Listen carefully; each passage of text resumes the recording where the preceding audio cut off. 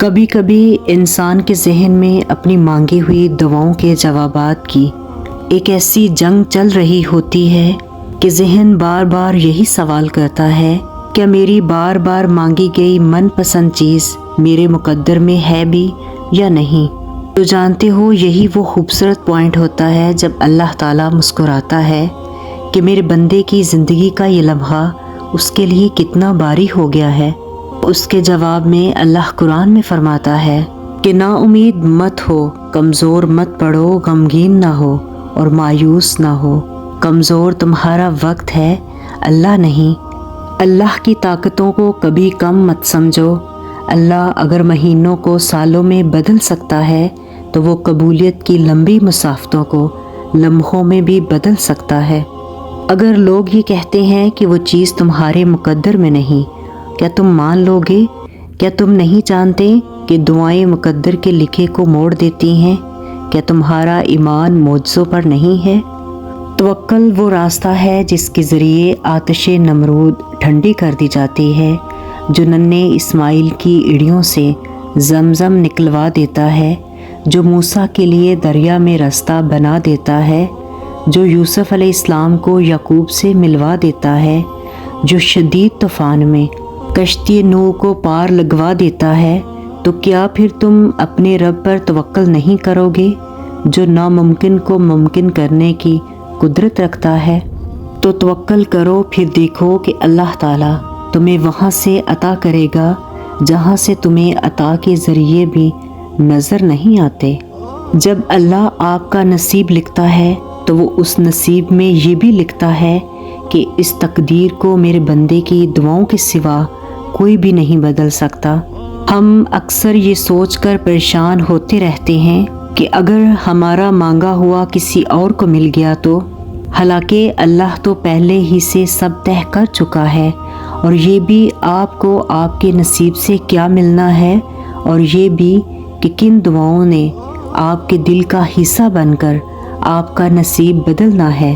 تو پھر آپ کیوں ان وسوسوں میں پھنسے ہوئے ہیں کہ کہیں دنیا ہم سے ہماری چاہ چھین نہ لے؟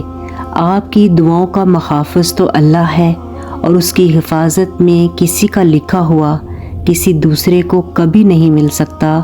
جو بلائی اللہ نے آپ تک بھیجنی ہے وہ آپ تک ہر حال میں پہنچ کر رہے گی، اور جو معجزے اللہ نے آپ کے لیے مقرر کیے ہیں وہ معجزے ہو کر ہی رہیں گے۔ کوئی بھی اس ہونے کو نہیں ٹال سکتا سوائے اللہ کے، جس پر اللہ نے ہمارے لیے پہرے بٹھا رکھے ہوئے، اسے ہم سے کوئی نہیں چھین سکتا۔ بن مانگے بہت کچھ ملتا ہے پر سب نہیں ملتا۔ ہدایت بھی اسے ہی ملتی ہے جسے اس کی چاہ ہوتی ہے۔ تو جس چیز کی چاہ ہو اسے اللہ سے مانگتے رہا کرو۔ اللہ کو اپنے مانگتے ہوئے بندے بہت پسند ہیں۔ وہ مانگنے کی توفیق بھی انہیں ہی دیتا ہے جنہیں وہ عطا کرنا چاہتا ہے۔ کیا تم نے سنا نہیں؟ اور تمہارے چاہنے سے کچھ نہیں ہوتا جب تک اللہ نہ چاہے۔ اور اپنی من پسند چیز پانے کے لیے اللہ کو اس کے من پسند انداز سے راضی کرنا پڑتا ہے، اور جو جتنی کوشش کرتا ہے اللہ اسے اتنے سے ہی نوازتا ہے، کیونکہ اللہ کا قرآن خود فرما رہا ہے کہ انسان کو وہی کچھ ملتا ہے جس کی وہ کوشش کرتا ہے۔ ایک حدیث میں ہے کہ جس نے کوشش کی، اللہ سے مدد طلب کی اور استغفار کو لازم پکڑا، تو اللہ عز و جل لازماً اسے اپنے فضل سے اس قدر نوازے گا کہ اس کے خواب و خیال میں بھی نہ ہوگا۔ تو اللہ پر توکل کرنے والے نا امیدی میں نہیں جاتے، جو چن لیے جاتے ہیں تو پھر وہ نواز دیے جاتے ہیں۔ تو تم اپنے رب سے بہترین گمان رکھو، وہ تمہارے لیے بہتر کا ارادہ کیے ہوئے ہے۔ رسول اللہ صلی اللہ علیہ وآلہ وسلم نے فرمایا، جب تم میں سے کوئی شخص دعا کرے تو یہ نہ کہے کہ اے اللہ اگر تو چاہے تو مجھے عطا کر، بلکہ وہ پختگی اور اصرار کے ساتھ اللہ سے سوال کرے، کیونکہ دینے کے لیے اللہ تعالیٰ کے لیے کوئی چیز بڑی نہیں ہے۔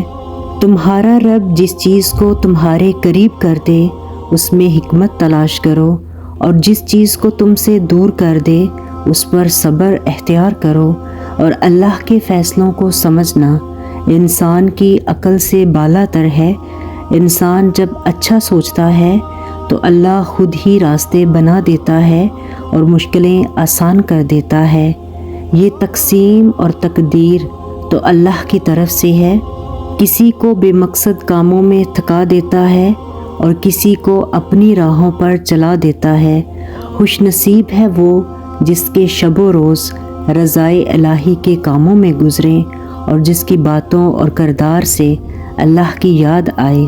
کچھ کو وہ فوراً دے دیتا ہے اور کچھ کی آواز کو شاید وہ بار بار سننا چاہتا ہے، اور کتنے ہی وہ خوش نصیب لوگ ہیں جن کی آواز کو وہ بار بار سننا چاہتا ہے۔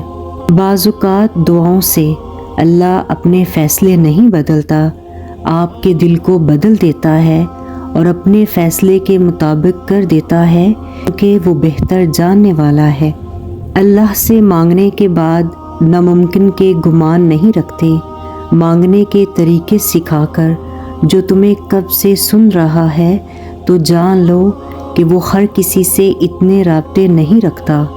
قبولیت کی سحر بھی تب بے حد نزدیک ہوتی ہے جب قبولیت کا یقین دل میں ڈال دیا جاتا ہے اور یقین کے راستوں سے واپس نہیں پلٹتے، کیونکہ یہ سیدھا وہاں جاتے ہیں جہاں اللہ کا کن صداؤں کے انتظار میں ہوتا ہے۔